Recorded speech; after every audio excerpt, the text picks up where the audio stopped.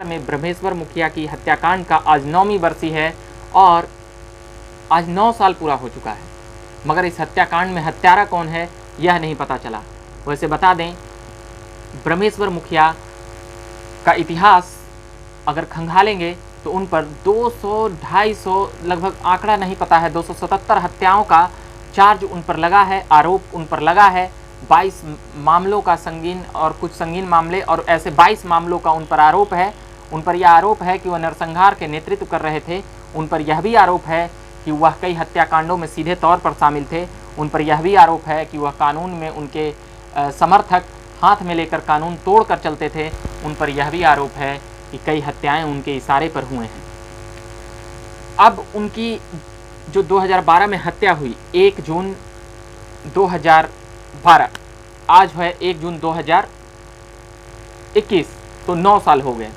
CBI के पास भी यह मामला जाता है, उनके समर्थक और परिवारजन लेकर जाते हैं। कहा यह भी जाता है कि कई सरकारें उनके पीछे लगी हुई थी, मगर ऐसा नहीं हो सका। बाबा ब्रह्मेश्वर को नहीं पकड़ा जा सका, मगर नीतीश सरकार में ही उनकी हत्या हुई। कई लोग इसे सरकार की मिलीभगत भी बताते हैं, मगर यह भी सोची और समझे जाने वाली बात है, जो एक तरह से कही जाने वाली बात है कि यह एक जातीय संगठन का भी नेतृत्व कर रहे थे बाबा ब्रह्मेश्वर मुखिया, और कई लोग इन्हें किसान नेता के तौर पर भी जानते हैं।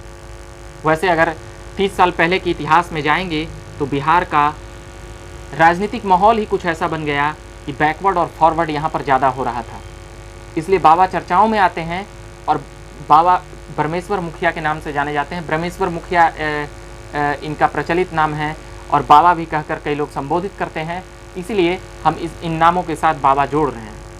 ब्रह्मेश्वर मुखिया का इतिहास यह है कि पहले यह कई बार इनके इंटरव्यू और कई बातों में पत्र पत्रिकाओं के जरिए भी पता चला है कि यह एक किसान नेता थे और किसान नेता के रूप में देश में उभर रहे थे।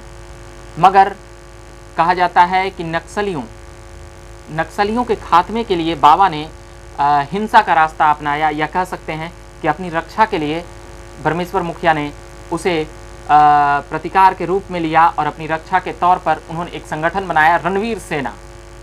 चर्चाओं में है, कई फिल्मों के जरिए भी इस रणवीर सेना को अलग अलग रूपों में दिखाने का प्रयास किया गया है। ब्रह्मेश्वर मुखिया वहीं पर से पॉपुलर होते हैं और ब्रह्मेश्वर मुखिया को पकड़ने के लिए पुलिस और सरकारें पीछे पड़ जाती है, मगर ब्रह्मेश्वर मुखिया को कोई पहचानता नहीं है। एक बातें यह भी उन्हें बचा ले जाती है कि उन्हें पहचानने वाले ज़्यादा लोग नहीं थे। उनका कद 6 फीट से ऊपर था, ये सबको पता था। उस समय इतना फ़ोटो और वीडियो बनाने का प्रचलन नहीं था, इसीलिए ब्रह्मेश्वर मुखिया उस समय बच निकलते थे। और उनका जो सेना बनाया हुआ था, कई लक्ष्मणपुर बाथे नरसंहार का बातें हैं कि रणवीर सेना के द्वारा यह नेतृत्व किया गया और उनके जरिए किया गया।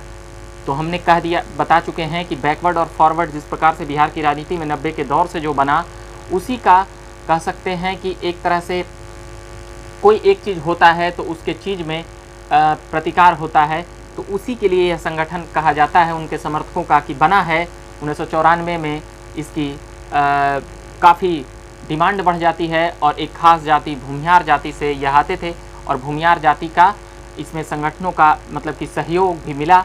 उसी से हथियार और लाभ लश्कर से इन्होंने अपने संगठन को, रणवीर सेना को, एक सेना के रूप में ढाला और सरकार के विरुद्ध जाकर उन तमाम नरसंहारों का कहा जाता है कि जो उनके जाति पर हमला करेगा उसको वह जवाब देने के लिए यह संगठन का उद्देश्य बन जाता है। और उसके बाद फिर कई नरसंहार बिहार में चलता है, छोटे बड़े, उसमें कई बहुत ही चर्चित नरसंहार है, बेलछी का हो या फिर बारे, सेनारी, बाथे, ऐसे कई नरसंहारों के जरिए बिहार लहूलुहान हो जाता है। कई नरसंहार ऊंची जातियों की तरफ से किया जाता है और कई नरसंहार बैकवर्ड और फॉरवर्ड यानी नीची जातियों की तरफ से किया जाता है। अब उसी में ब्रह्मेश्वर मुखिया का नाम आता है 277 हत्याओं का। 22 मामले ऐसे थे जो इन पर संगीन रूप से चल रहे थे। 9 साल जेल में रहे। 2011 के जुलाई में इन्हें छोड़ दिया जाता है, जेल से रिहा होते हैं, मगर 2012 1 जून इनकी आखिरी दिन होती है और तबातोड़ सुबह जब ये घूमने के लिए निकलते हैं तो यह गोलियां चला दी जाती हैं। उसके बाद फिर जब इनका पार्थिव शरीर को जब पटना लाया जाता है तो जिस प्रकार से उनके जाति के नेता निकल कर आते हैं, और उनके जाति के ही नहीं और अलग अलग जाति के भी लोग भी इनके साथ जुड़ते हैं, क्योंकि इन्होंने जेल से निकलने के बाद किसान संगठन बनाया था। और ये इनका कहना था कि हमारा उद्देश्य है कि देश में एक ऐसा किसान संगठन हो जो किसानों के हित की बात करे और किसानों की बात करे, क्योंकि ये अपने फसल बचाने के लिए ही पहली लड़ाई लड़े थे। यह भी इनके गांव वाले लोग बताते हैं। इनके फसल को जला दिया गया था। इनके गांव के आसपास के लोगों को फसल बचाना नक्सलियों से काफ़ी मुश्किल हो रहा था, इसलिए रणवीर सेना का जन्म होता है। ये कुछ कहानियाँ थी जो हम बताकर यह बताना चाह रहे थे कि ब्रह्मेश्वर मुखिया के समर्थक क्या कह रहे हैं और उनके पीछे बैकग्राउंड क्या है।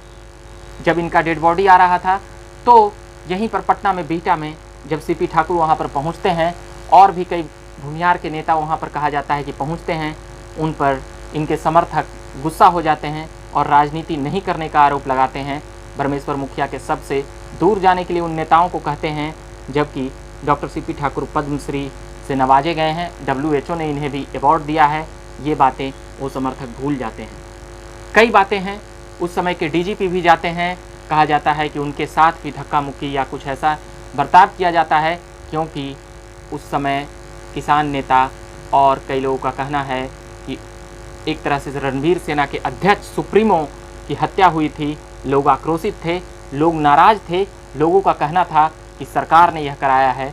मगर देखने और समझने वाली बात यह है कि देश की सबसे बड़ी जांच एजेंसी जब उस हत्याकांड के पर्दा के ऊपर से कोई पर्दा नहीं हटा पाता है, तब यह आरोप और भी गहरा जाता है कि सरकार की संलिप्तता कितनी होगी और सरकार पर क्यों न उस मंशा से शक किया जाए। आखिर 9 साल इस मामले में कैसे लग जाते हैं। कई ऐसे हत्याकांड हैं जिसमें सरकार के मिलीभगत से उसे दबा दिया जाता है या फिर छुपा लिया जाता है। इसके हत्या करने वाले पर 10 लाख का इनाम भी है, मगर वह सभी अभी तक कोई हत्यारा ही तय नहीं हुआ है, तो सज़ा की बात कहाँ से होगी। अभी के लिए हम इतना ही कहेंगे। इस प्लेलिस्ट में हम देश की 3 खबरें लाएंगे, उसके ज़रिए हमने ये खबरें सुनाने का प्रयास किया। सेंट्रल विस्टा पर क्या चल रहा है और बाबा रामदेव और डॉक्टरों के बीच में जो एक तरह से कह सकते हैं कहासुनी से शुरू हुई और 1000 करोड़ मानहानि पर बाबा पर जाग लगा है, और बाबा ब्रह्मेश्वर मुखिया पर भी हमने सुना कि क्या कुछ इनकी हकीकत है और क्या कुछ बातें इनके समर्थक कह रहे हैं।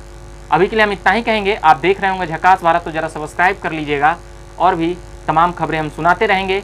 देश विदेश तक की भी खबरें हम लाने का प्रयास करेंगे। बिहार की खबरें, बिहार की जुड़ी हुई राजनीतिक खबरें की एक अलग प्लेलिस्ट है। झकास भारत को आपने सब्सक्राइब नहीं किया होगा तो कर लीजिएगा और फेसबुक पेज को भी लाइक कीजिएगा। अभी के लिए धन्यवाद।